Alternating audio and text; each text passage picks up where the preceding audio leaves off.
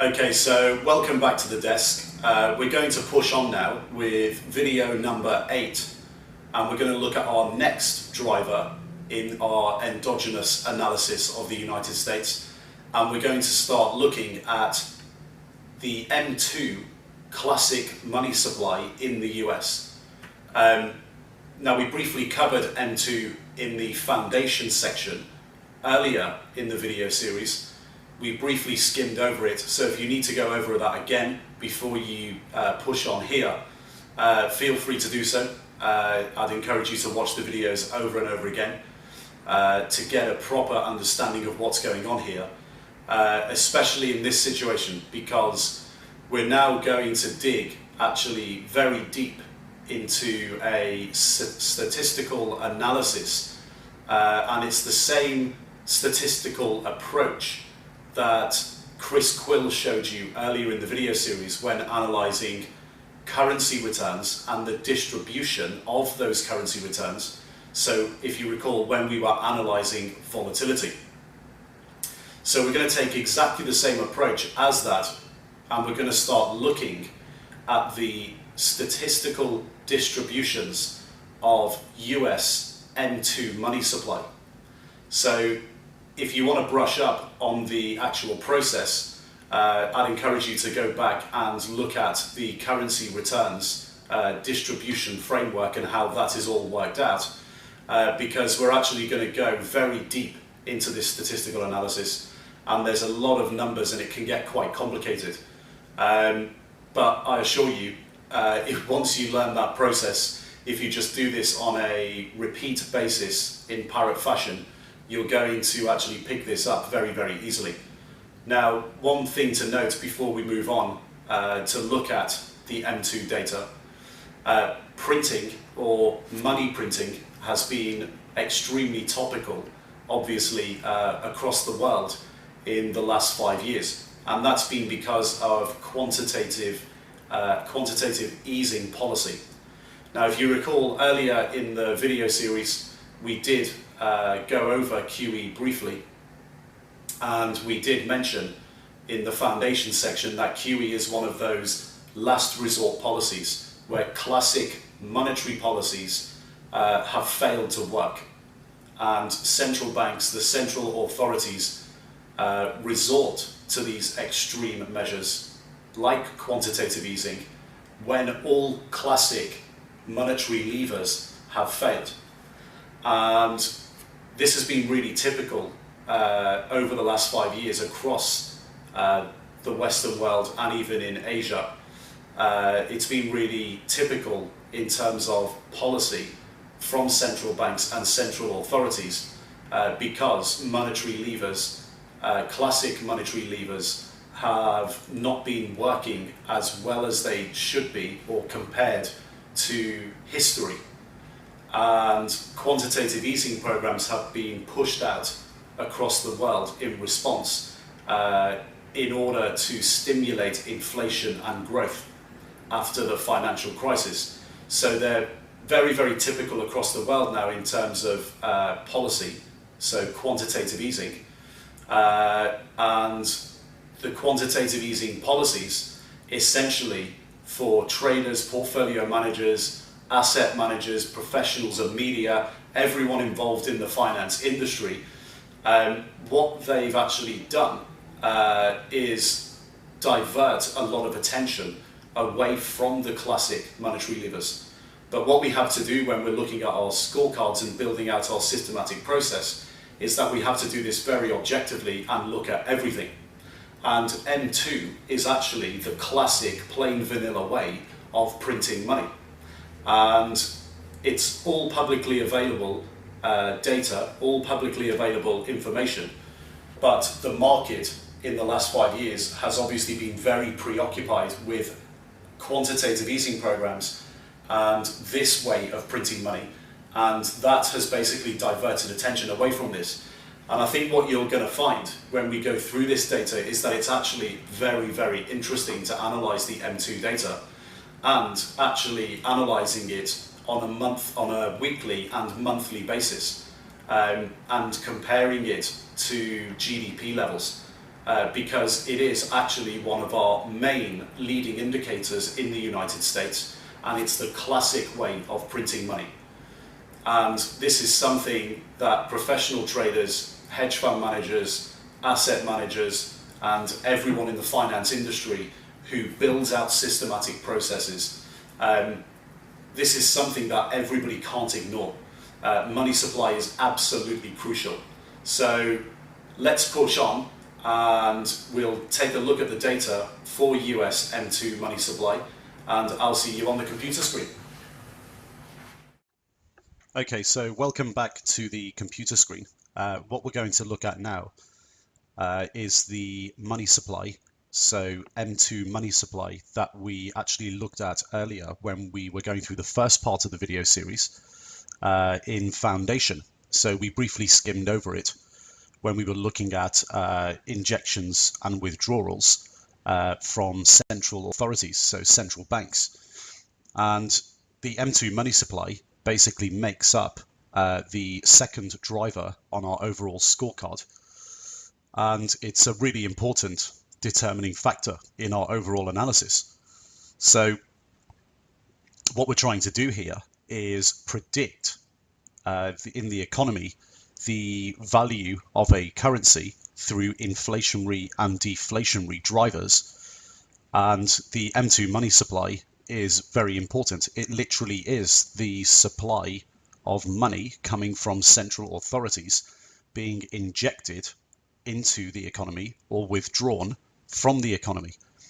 And as an endogenous driver, it's pretty straightforward theory that the more money that is supplied to an economy, then all things being equal, the more inflation there will be in the prices of goods and services, because the money is a medium of exchange and is used to acquire these goods and services. And obviously the case in the opposite stands as well. The less money that is supplied, the more deflationary this is. Now, on the gold standard and Bretton Woods, the money supply was grown at the same rate as the supply of gold. So the same rate as it took to mine and produce the gold, which backed paper money as collateral. And as we saw earlier when we were looking at Forex market infrastructure and studying central bank participation, paper money is now no longer backed by gold and is simply known as fiat money. Now, what that means, as we saw earlier, is that the supply of money can just be increased or decreased as and when the central bank, and in this case the Federal Reserve in the US, sees fit. And basically the Fed increases or decreases the money supply, M2, by just increasing or decreasing banking reserves. And the way this mechanism works is that if they add to reserves, this, all things being equal, is supposed to flow down into the economy through the banking system and onto the street.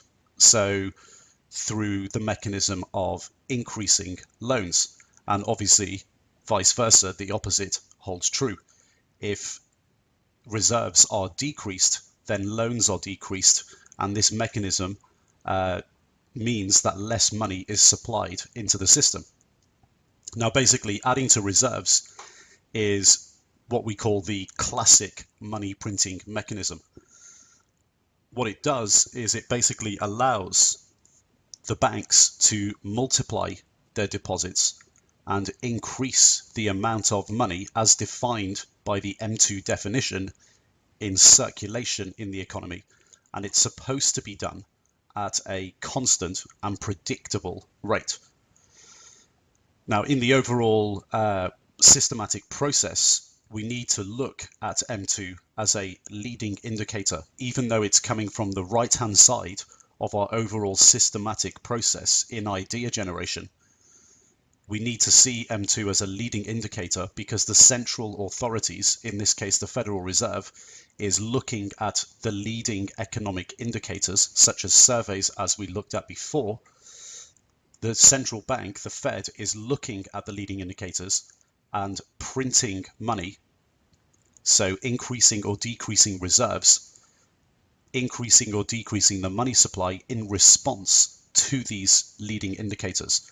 And these actions by the Federal Reserve affect the coincident drivers or indicators. So we just need to understand that overall flow in the idea generation process. So in the overall process, the money supply, M2, we have to put this down as a leading indicator. And as a leading indicator, that's great for us as traders because we can take all these things together, scorecard them in a systematic process in order to gauge inflation and deflation in the future and predict coincident drivers and indicators, and thus get views on the exchange rate or the value of the money in the economy. Now, M2, as we saw earlier, is the broadest and most important measure of the money supply.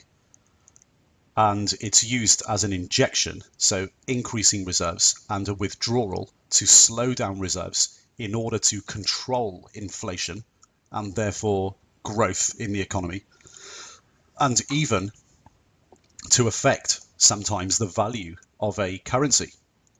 And a country's exchange rate can definitely be affected by the central bank's policy on the rate of growth of the money supply. If you just think about this in basic terms, if there's a huge increase in the money supply and this generates high levels of inflation in the future, or is predicted to, then what happens is essentially the money stock that is already in the system, the money stock begins to lose its purchasing power. So it loses its value. So on a loosening policy, it's more than likely that as traders, in terms of predicting the future, we will seek to have a short currency bias in those circumstances. And the opposite also holds true, that if the money supply dries up or injections decrease significantly, this is deflationary because the money stock that's already in the system, because prices are going lower, and this is deflationary or increasing at a lower rate. This means that the money stock that's currently in the system increases in value because now that money can buy more. And in these circumstances, we are looking at doing the opposite as traders. If we predict deflation in the future, as indicated by slowdowns in the money supply, we are seeking to potentially have a long currency bias because now the money stock is becoming more valuable. And in a dirty or managed float system like the United States, the money supply can be used by the central bank to manipulate the exchange rate higher or lower. Now, why would they do that? Well, if the dollar moves significantly higher or lower and has extreme moves on the international markets, the value of the currency can be affected by central banks with the intention of controlling internal inflation or deflation, and also with the intention of affecting balance of payments, so international trade through imports and exports. So it's a very, very important indicator for us. And as mentioned previously, M2 money supply is definitely classified as a leading indicator. So leading and affecting the economy or predicting the future. So where do we get these stats and what do they all mean? Well, they are released on a weekly basis by the Fed, and the data goes back to November 1980. So this is all the publicly available data, and it's available on the Federal Reserve Bank of St. Louis website. So if you just go to this link here, you will find all of the data, and you can literally hit the button and download it. Now, what's quite interesting is that the M2 data tends not to be immediately market sensitive. And this is because the money supply, as you would expect, grows at a pretty steady pace. And this is evidenced by the historical data.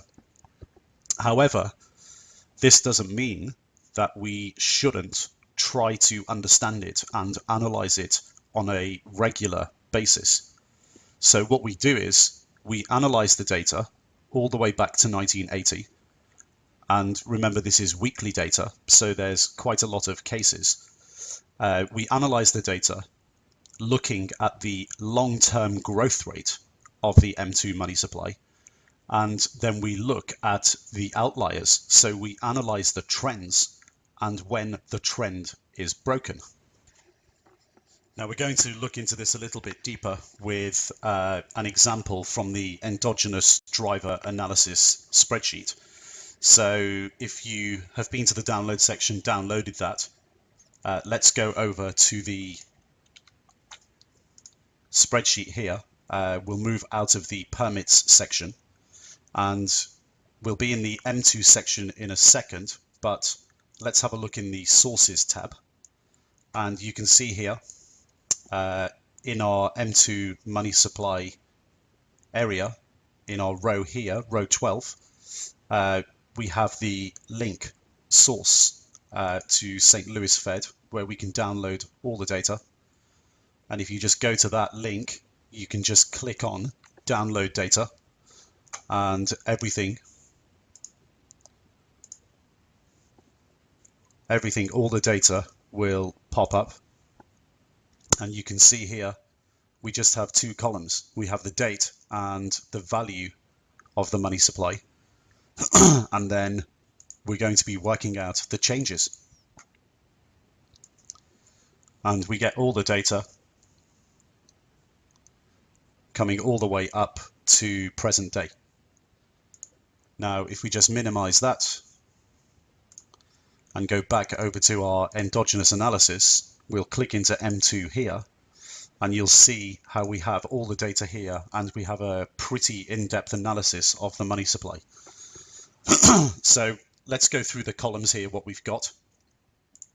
First of all, we have the date by weeks. We have the value of the money supply and the change on a weekly basis in the money supply. We also have the percentage change in GDP, and that is real GDP on a quarterly basis, and that is worked out as an annualized rate. And this data is also downloaded from the St. Louis Fed. We then have the percentage change in the weekly money supply. So in this cell here, we can see that this is simply the cell B11 minus B10 divided by B10. So this tells us the percentage rate of change in the money supply. And then here we're multiplying E11, so this result, by 52 weeks. Now what we've done here is we've done an analysis which is exactly the same as the analysis that we went through earlier with Chris Quill, where we work out the distribution of returns. So this method can not only be used for asset prices, as in working out the percentage returns or distribution of those percentage returns over various time periods and analyzing that data.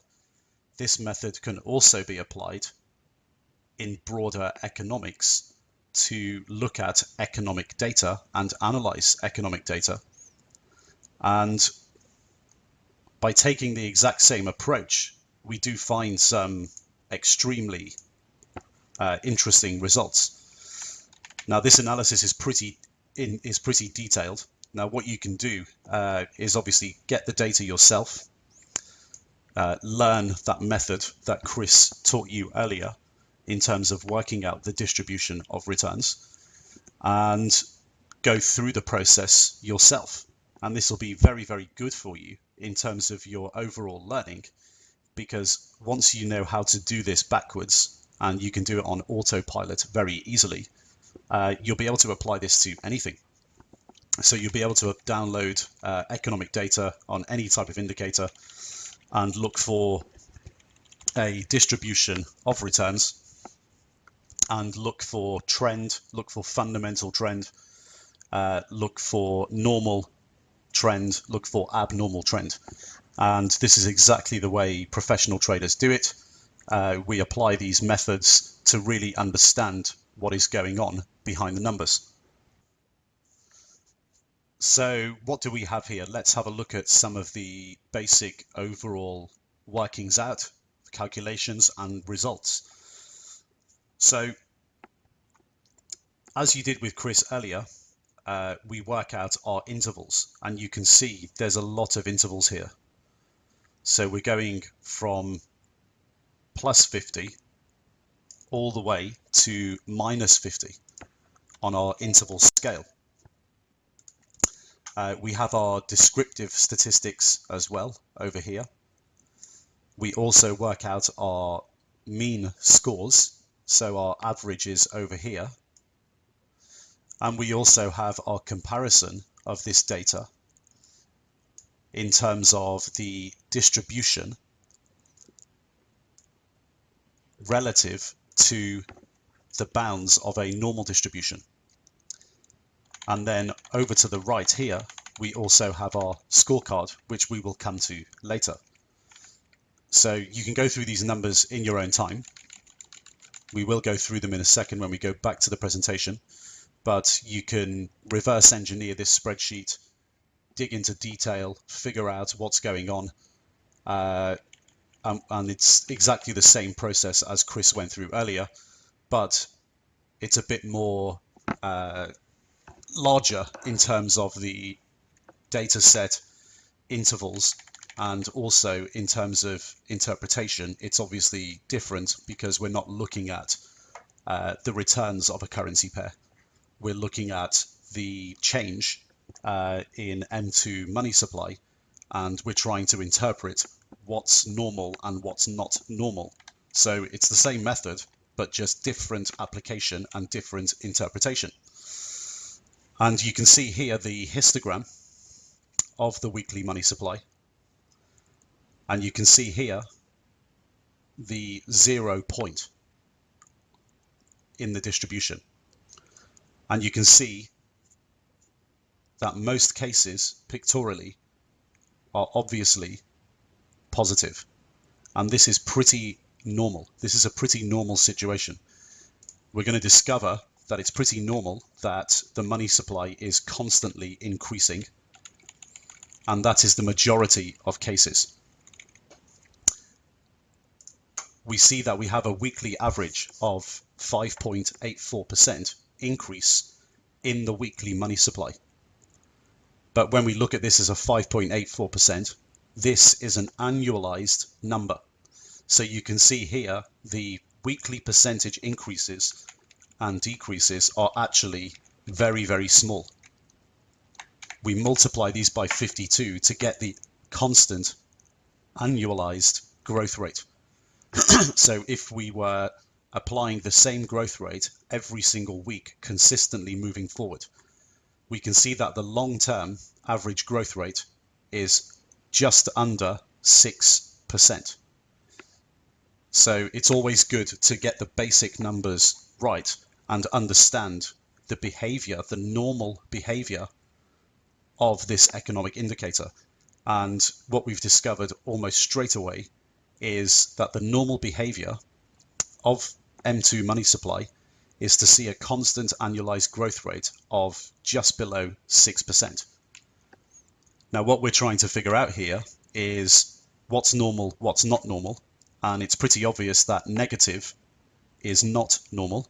So decreases in the annualized growth rate of the weekly money supply. and large increases. So decreases in general and large increases. So what we have to do is actually go through the numbers and start seeing exactly what really applies here. So let's go through all of these numbers now, and building from the overall broader picture, we can see that when we just look at the nominal money supply, so we're looking at the numbers here of the money supply, so the overall money supply in billions of dollars. When we look at this, we can see that the trend is pretty constant. So we've calculated an average here. This chart is available in the endogenous analysis spreadsheet and inside the M2 tab, inside the M2 file. We've worked out an average here, and we can see that the money supply trend is very, very constant. And this is going all the way back from 1980 up to present day. And we notice from this overall average trend that since the financial crisis in 2007-8, the increase in the money supply is well above trend. So we have to just understand the bigger, broader picture. This chart is also available in the M2 tab. We realized this earlier when we looked at the average. The long-term weekly annualized rate of growth of the M2 money supply is around the 6% mark. And when we correlate this to GDP, it's correlated to around 1%. So the money supply increasing by 6% on an annualized basis is basically correlated to or contributing to a 1% GDP growth rate. And since the 2008 financial crisis, the percentage of the money supply actually hasn't increased. So if we look back at the billions of dollars numbers, the nominal numbers have increased, but actually the constant annualized weekly growth rate, the percentage move on a weekly annualized rate hasn't really materially increased. And the average rate of annualized growth has stayed constant at around 5 to 6%. So how do you get the nominal number increasing well above trend, but the percentage number on a weekly basis continuing to stay around long-term average? Well, it's pretty straightforward. There's obviously a couple of things going on there. If we go back to the previous screen, firstly, after the financial crisis, there was obviously a big deflationary period during and coming out of the financial crisis. And the Federal Reserve can actually do 1 or 2 huge weeks. So instead of having a multiple week increase in the money supply, what they could have done, and this is just looking at the numbers objectively, nominal versus percentage return, what they could have done or probably did was actually just have a few weeks where they increase the money supply at a huge annualized growth rate. And that wouldn't affect the overall average if then afterwards there were lots and lots and lots of weeks where the money supply was at or below, just below average weekly annualized percentage increase. Which brings us on to the second thing they could do is relative to history, just have in the period 2007-8 to 2015 current day, have more average weeks than in the past. So basically have more weeks around 5-6% than in the past. And if you do those two things, you can actually have a percentage increase in the weekly annualized rate that stays the same, but the nominal number accelerates or goes up. Now let's have a look at these statistics in a bit more detail. So as you've seen, we've taken a distribution of weekly annualized rates, and we're trying to discover the behavioral nuances of the money supply. The first thing we've discovered is that there's a lot more positive data points than negative data points. So more money supply growth than contraction. And that's really to be expected. You know, this is what you're doing here is you're actually looking at how capitalism works, how Western world economies have worked for a very, very long time. Having a constant increase in the money supply is basically one of the main fuels to a capitalist system. So overall, we do keep coming back to this, that the PFTM video series is an overall lesson in macroeconomics and international trade. Well, this is what we're talking about again here. You're learning some pretty straightforward economics here and how capitalist economies work. These weekly increases, the positive data points, which are very normal to a capitalist system, basically outpace the negatives by a factor of just over 3 to 1, so 3.16 to 1. The average growth rate of the weekly annualized number in M2 money supply is confirmed to be 5.84%. And when we look at the average positive week, the average positive week is plus 9.4%. And the average contractionary week annualized is minus 5.38%. So when we actually probability adjust this, so we look at the frequency of up days and the of up weeks, and we look at the frequency of down weeks, the probability adjusted annualized weekly M2 growth is 7.13% on average for the up weeks and minus 1.28% on average for the down weeks. So we're starting to get an appreciation here of how weekly M2 money supply behaves historically on a normal basis. So all of these numbers here that we're looking at are what is considered to be normal or within the bounds of normality. So we're looking at fairly predictable normal behavior here. We're asking ourselves the question, what happens normally? So we have our answers. We have the weekly average, which is a positive of around 6%. And we look at the average positive move. So in a positive week, the average move is 9.41%. In a negative week, the average move is minus 5.38%. And remember, these are all annualized weekly moves. The frequency of up days is 1,356, which is 75% of the time. And the frequency of negative weeks is 23.9%. And obviously we do have some zero values as well.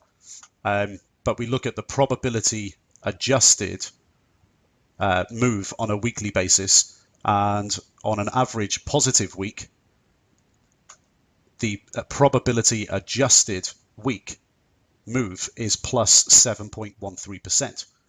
And the average negative week on a probability adjusted basis is minus 1.28%. So everything that you're looking at here is within the bounds of what would be considered to be a normal situation overall, and if we had a positive week or a negative week. So we're looking at what we consider to be normal situations. Now what happens if we start looking at the abnormal data? So we need to start looking at this from a standard deviation analysis and perspective. And what we find, if we do this exercise in exactly the same way as Chris taught you earlier when looking at currency returns, what we find is that our standard deviation, so our one standard deviation move, is 10.46%. So that is what we consider to be within the bounds of a normal weekly annualized increase in the M2 money supply. And what we need to do is look at both the positives and the negatives from a standard deviation perspective. And we look at a 1 standard deviation move in both the upper and the lower bound of the data. And a 1 standard deviation move in the upper bound is 16.31%, and in the lower bound, minus 4.62%. And we can see from looking at the data, when we look at our frequencies, 1400, so 1446 weeks or cases as part of our count fall within 1 standard deviation. And this is 80% of times. When we look at this relative to a normal distribution, 1 standard deviation is 68.2% of cases. So what does this mean for our data? Well, it basically means that M2 injections and withdrawals in the United States are very peaky, and they have few but much larger tails than a normal distribution. So what this means is that there's a very normalized rate of weekly growth on an annualized basis in the United States with M2. And then occasionally there's huge increases and huge decreases. And it means that the values in between, so the values in between this normal area and the extreme positive and extreme negative areas, these values in between are very few when compared to a normal distribution. So in terms of interpretation, this fits what we know in terms of how central authorities behave. In the vast majority of cases, central authorities, when it comes to M2 money supply, will actually increase or behave in terms of increasing the money supply at a very predictable rate. And then occasionally, when we have shocks, so economic shocks, both negative and positive, central authorities react and they create extreme moves in the money supply. And what they're doing here is obviously reactionary to what they see as a signal from the economy. So this data actually is behaving in a way, when we interpret it in a way that is very consistent with the way we view the world. So now what we're beginning to appreciate here from the data is what constitutes overall normal behavior and what constitutes overall abnormal behavior when we interpret this data set correctly. Now, given that 1 standard deviation of M2 annualized growth, so 80% of the times, is falling within these bounds, this basically means that 20% of the time there are what we can call shocks, and they're shocks because they're in the minority of cases. So this is going to be constituting a significant slowdown in money supply or a significant increase in money supply. And that is what we're going to focus on here, because this potentially causes an increase in currency volatility and a change in trend. So for example, when the Fed responds to overheating, so excessive inflation in the economy, how do they react? They're reacting by decreasing bank reserves below a normal pace, which causes deflation and causes the value of their currency to increase. And the opposite holds, as we know. If the Fed is responding to contraction, so deflation in the economy, then they're looking to increase bank reserves at above a normal pace, creating inflation and thus potentially decreasing the value of the US dollar. And remember, we're looking at this always from an endogenous perspective. We're not looking at the US dollar compared to any other currency. We're trying to get an absolute measure of what we think of the US dollar, not comparing it to anything else. So remember, when we talk about buying the dollar by selling another currency, well, we'd have to have a view on that other currency. That's what we do later in the exogenous analysis. Here, we're looking in absolute terms and trying to determine inflationary or deflationary conditions on a standalone basis for the US dollar.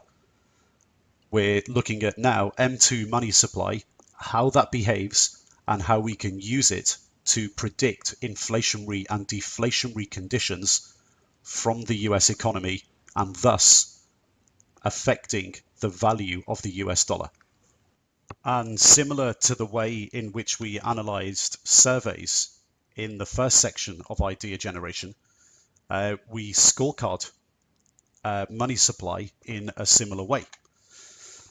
And we do this by looking, as we have done already from the data, we scorecard by looking at the data and distinguishing between what's normal and what's extreme. And we do this by looking at the one standard deviation or normal bounds of increases and decreases. And when we're looking on our scale here, a normal situation in the negative is around -5, -10. And in the positive section of the data, it's around +10, +15. So these are the one standard deviation normal moves that we looked at earlier, where we have 80% of occurrences. Now, when we look at the deflationary area over here, so when the money supply is decreasing, we tend to have a long bias towards the currency because a decreasing money supply is deflationary or predicting future deflation. And within the normal bounds, this is in the significant minority. So we actually scorecard quite highly here.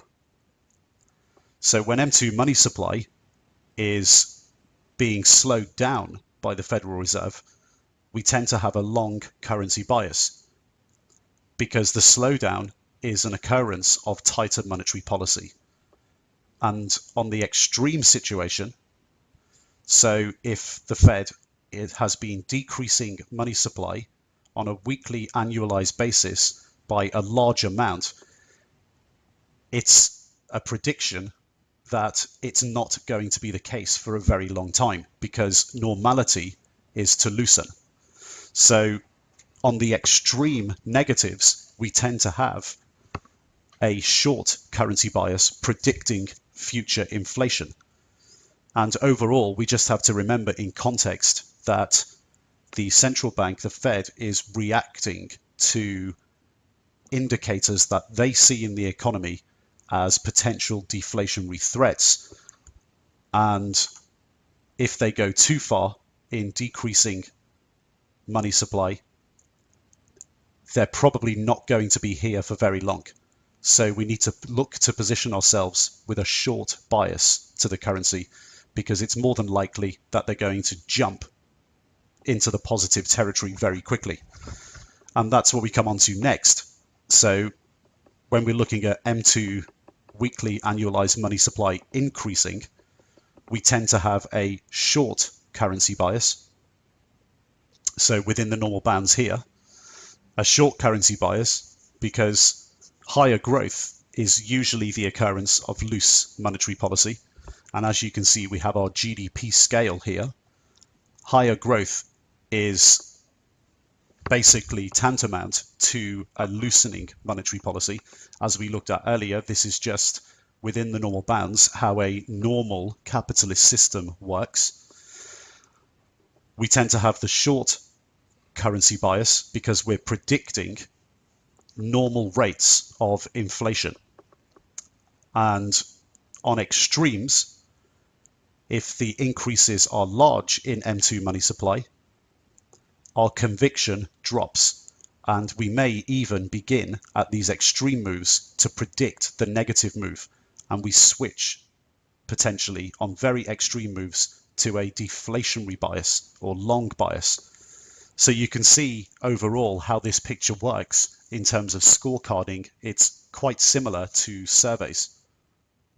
Okay, so let's look at this in a bit more detail and try to cement what we've discovered here and how we scorecard everything.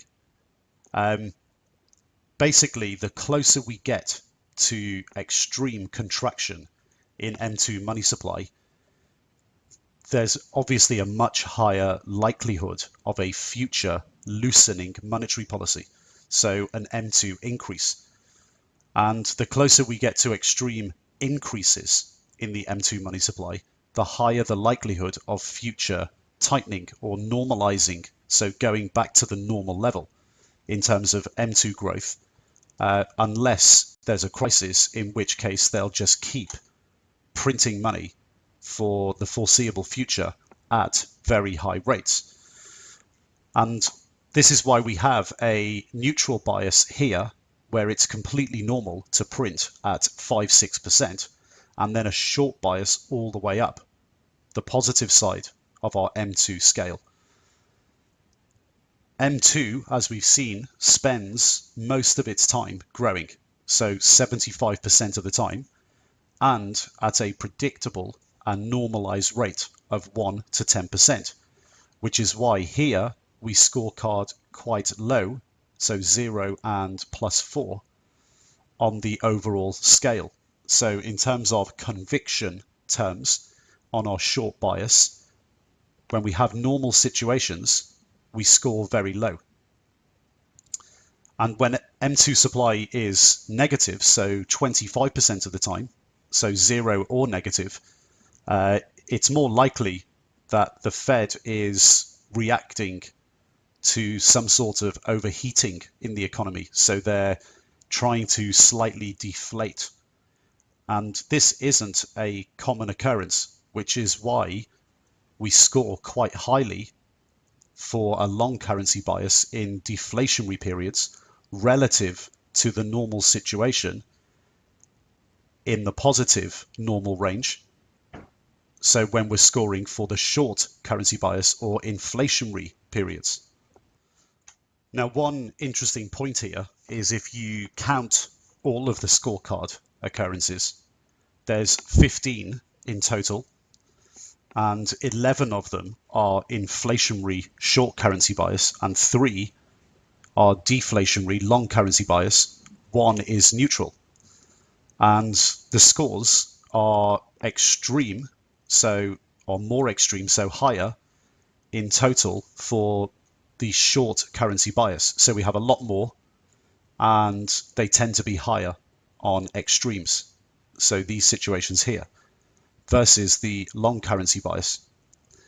And throughout history, what you will see if you actually go through and analyze the data, and we'll do that in a second, so we can learn a bit more what's going on behind these numbers. Throughout history, what you're going to see is extreme positive M2 prints when economic crises occur.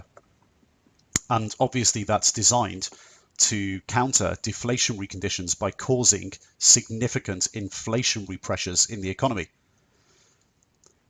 And in the opposite, we have a fall in conviction when significant inflationary pressures are predicted.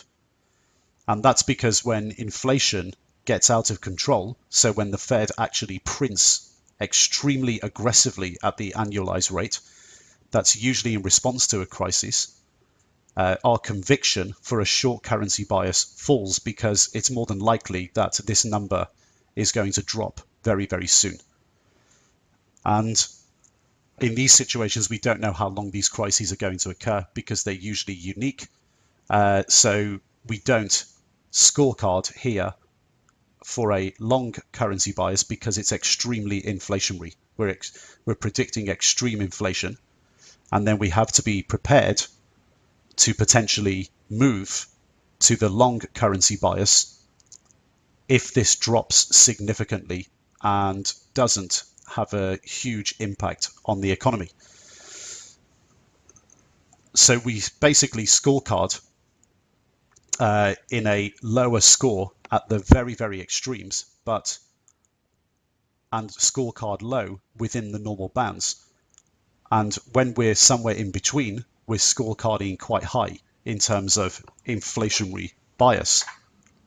Now, what you have to remember and keep in the back of your mind here all the time is that this is an endogenous analysis. So I think it's good to do a little recap here, because we have scorecarded now surveys and M2 money supply. This is an endogenous analysis, and this sliding scale scorecard process that we're going through is obviously not a rules-based system. It's a best practices guide, and it's also adaptable.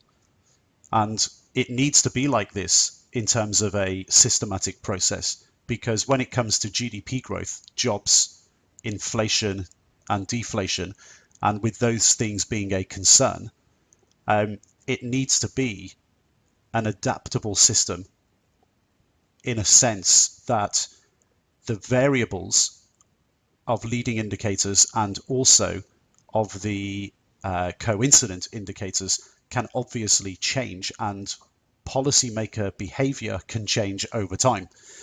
What we're doing here is an endogenous analysis, not comparing this country to anything else in the world or this currency to anything else in the world. What we're doing is looking at it in absolution and isolation. And we're also trying to go through a systematic process which is objective. So it creates objectivity. So think of this in the opposite, in terms of getting a view on the US dollar.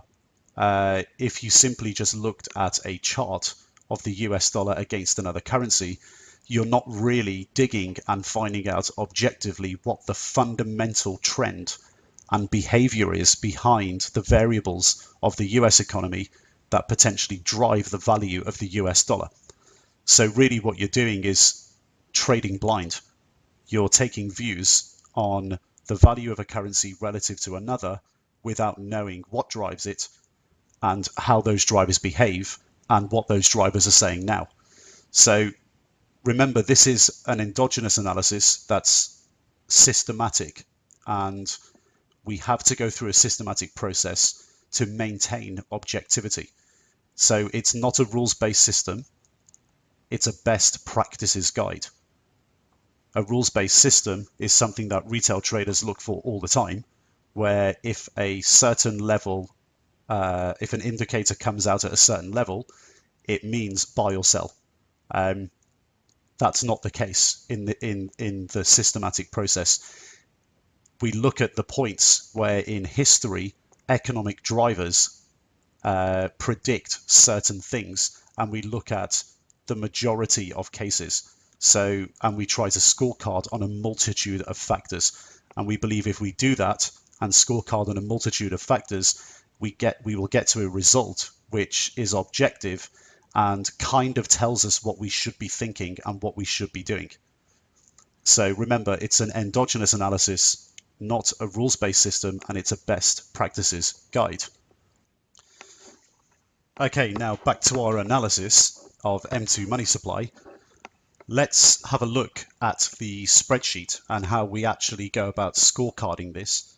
So if we go to the endogenous driver analysis spreadsheet back into the M2 tab, one of the sensible approaches we can actually take is to look at an average of the last 12 weeks. So if we scroll down, we can see, if we highlight the cells here, we can look at the last 12 weeks, and we have the annualized rate here. And if we just add these up and divide by 12, we get an annualized average rate of 9.2375% weekly annualized percentage increase in the money supply. So what do we know about that number?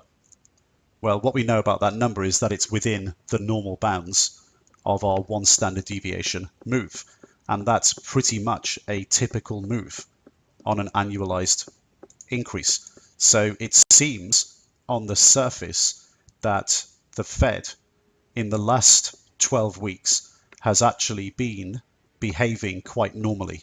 But we have to look a little bit deeper because there's some numbers here that are extremely positive.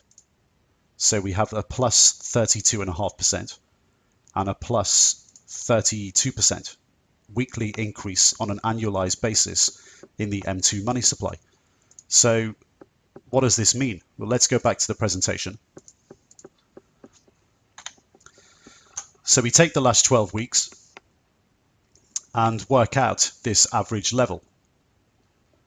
The average level in the last 12 weeks of the annualized weekly money supply. By doing so, if you do this every week, what you're actually doing is continually working out a rolling quarterly number. Now, we did notice that we got the 9.2375% normal situation on this rolling 12-week basis. But we did notice that there were some outliers here.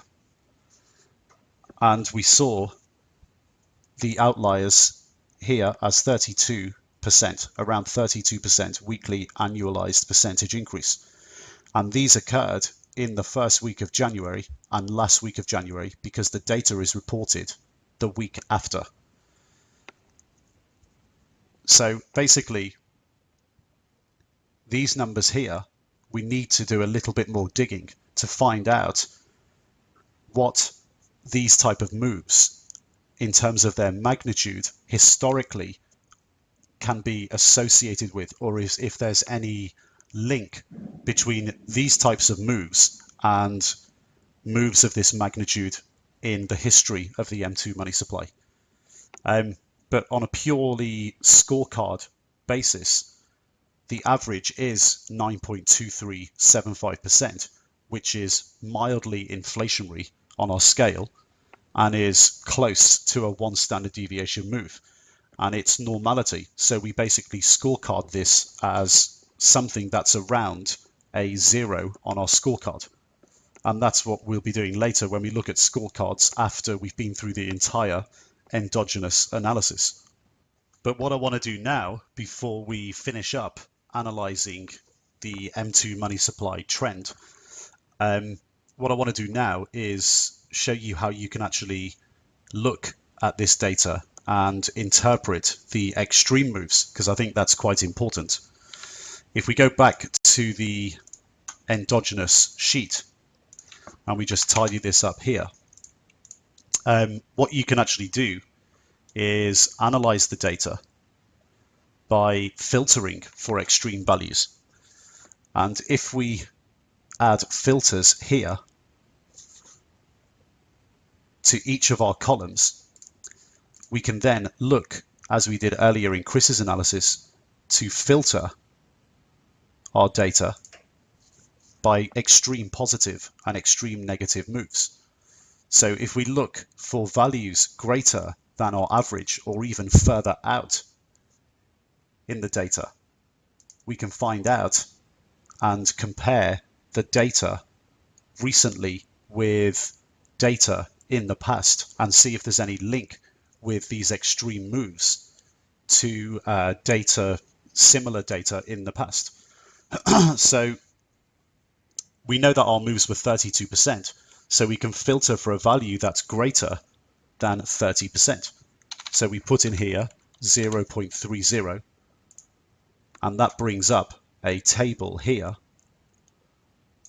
of times in the past when there's been a weekly annualized percentage increase that's greater than 30%. And we see that there's not much data. There's not that many occurrences.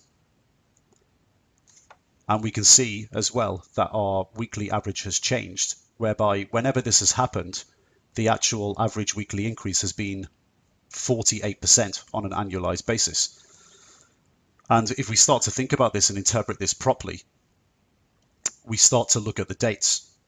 Now, excluding the ones recently, if we look at the dates here in the past, what we're finding is actually that there is a very high occurrence between weekly increases on an annualized basis above 30% and economic crises in the past.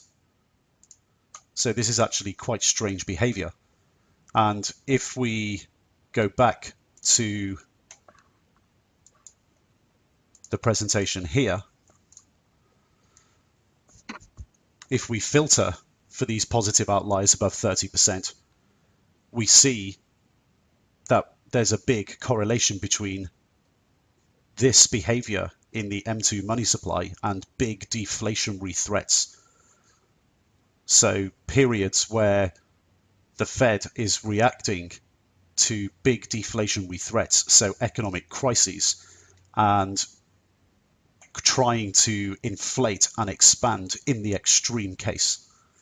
So this is quite interesting. So if we look at all of the numbers here, if we go back in time, we've got situations like the August 2011, and that was recently after the ratings agency S&P downgraded the United States credit rating. We also have the week where the Bernie Madoff hedge fund blew up in December. We also have Lehman Brothers week in September 2008. We have the expansionary period coming out of the early deflationary period, the deflationary period of the early noughties after the tech bubble burst in the stock market, and after September the 11th. We also have the week after September the 11th. We also have a period which is around the Asian financial crisis. And we also have the period after the 87 stock market crash. So this is actually very, very interesting to look at these things. And this is an example of how you would actually just interpret the data. You can filter all of these values. And when you look at this in terms of the dollar in absolute terms, on an absolute scale, it's interesting that, you know, at this period in time, these things are happening, and the perception in the world is that the dollar is a very safe place to be. And this is at the time that we're basically going through this video course. You can get this table as well in terms of the recessionary periods. So this is when recessions occur in the United States. So more than 2 negative quarters of GDP growth post-war. So post-World War II, all the negative GDP or recessionary periods in the United States and the length of these recessions until positive GDP growth came back. We get an average of 11 months. So recessionary periods tend to last on average 11 months in the US. So that table is available in the endogenous driver analysis spreadsheet, and on all of your scorecard metrics. So on all of the drivers within the scorecard, you can just filter and compare the data and try to interpret this data correctly. Now, the obvious question when we're filtering this data for positive outliers, so the extreme positive outliers, the obvious question is, what about the extreme negative outliers? Well, let's have a look at them. What we've done here with the data is actually filtered for outliers less than 20% in M2 growth. And there's actually significant overlaps with deflationary threats from the previous slide. So after big percentage increases in the money supply, there obviously tends to be big percentage falls. So we have to look at the cases throughout history that basically aren't accompanied by big moves higher. So we want to look at the negative numbers that aren't accompanied with big moves higher. And the most recent ones are March 2009, which was extremely deflationary. And that was basically the bottom of the stock market. And it gave a very, very strong short currency bias signal. And if you go back to our scorecard, it begins to all add up now and make sense that on extreme deflationary moves that aren't accompanied with big percentage increases beforehand, these extreme negative moves in weekly annualized money supply, we're predicting that very, very soon there's going to be increases in the M2 money supply. And the other one was in Jan 2010, and this was just months before the quantitative easing program was officially announced by the Federal Reserve.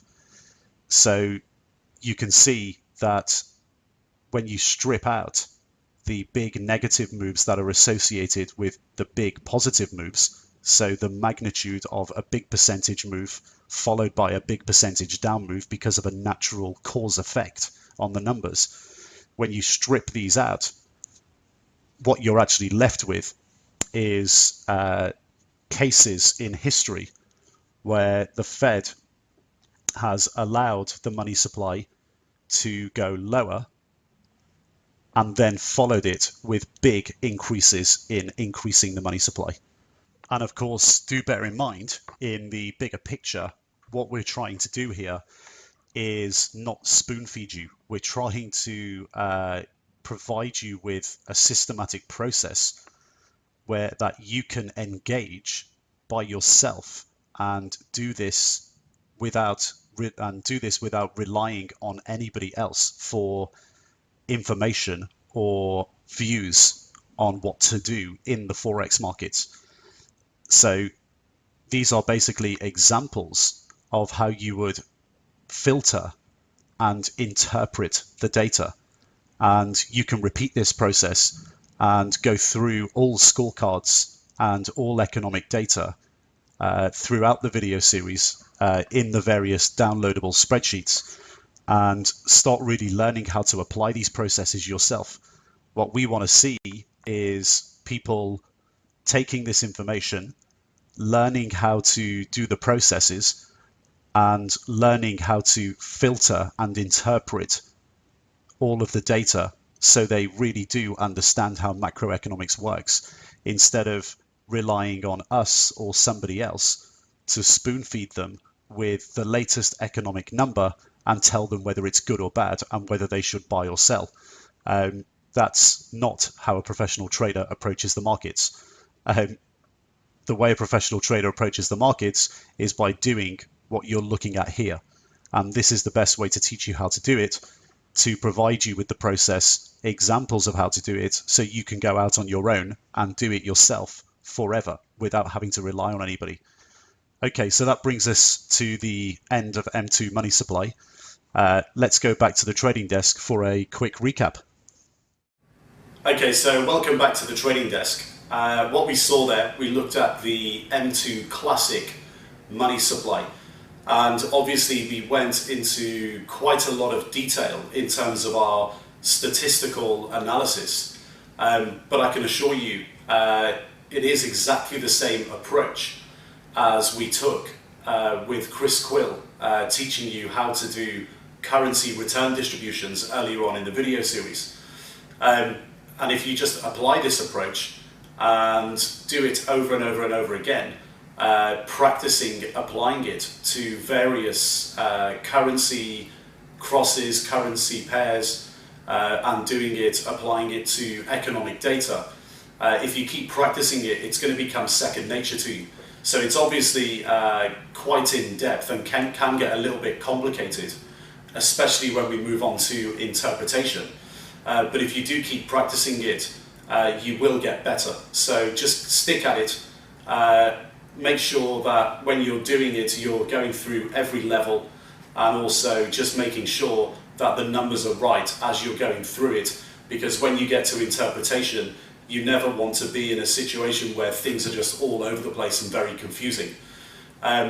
So just stick at it and practice. Now, the M2 money supply, it's very easy to forget that this is the classic definition of money supply because of everything that's going on in the world right now with quantitative easing. It seems to have diverted attention away from the classic monetary levers. And M2 money supply is a classic monetary lever. And it obviously has a huge impact on economies. And the economy we're looking at here is the United States. The classic M2 money supply obviously has a huge impact on inflation and deflation, and therefore our economic outlook and also our views on the US dollar. And the way we went about analysing this data, if you recall, when we were on the computer screen, was actually looking at what is normal. And it's very, very normal in a capitalist system like the United States. It's a classic economic situation where the increase in money supply tends to run at a very constant rate. That's what money supply is supposed to do. And historically, that's what occurred when currencies were pegged to gold in systems like the gold standard and Bretton Woods. And the normal situation, when we look at the data, came in at around 5.5%, 6%. And that's an increase of money supply weekly when we annualize the number. So we looked at normality and we looked at what is abnormal in order to gauge inflation and deflation in terms of direction, and also the magnitude and conviction that we have. And we came up with our scorecard, which was actually extremely similar to surveys. And M2 money supply and surveys taken together really are genuinely good leading indicators for telling us what is going to happen in the future to an economy in terms of growth, jobs, inflation, and therefore the value that we have or put on in terms of the currency of the country. Now we're looking at everything in absolute terms here again. So the endogenous analysis. So we're not looking at other countries, we're just looking at what we believe are the drivers that are leading to the value of the currency in its entirety. Is the currency becoming less valuable? Is the currency becoming more valuable? And we're going to continue to do this and continue to roll out our endogenous process in order to further scorecard and get a much better gauge on what we believe our value of the US dollar to be, whether it's increasing or decreasing. So let's continue to do that and move on to the next video where we're going to look at our next driver, our next fundamental driver, which is interest rates. So I'll see you on the other side in video number 9.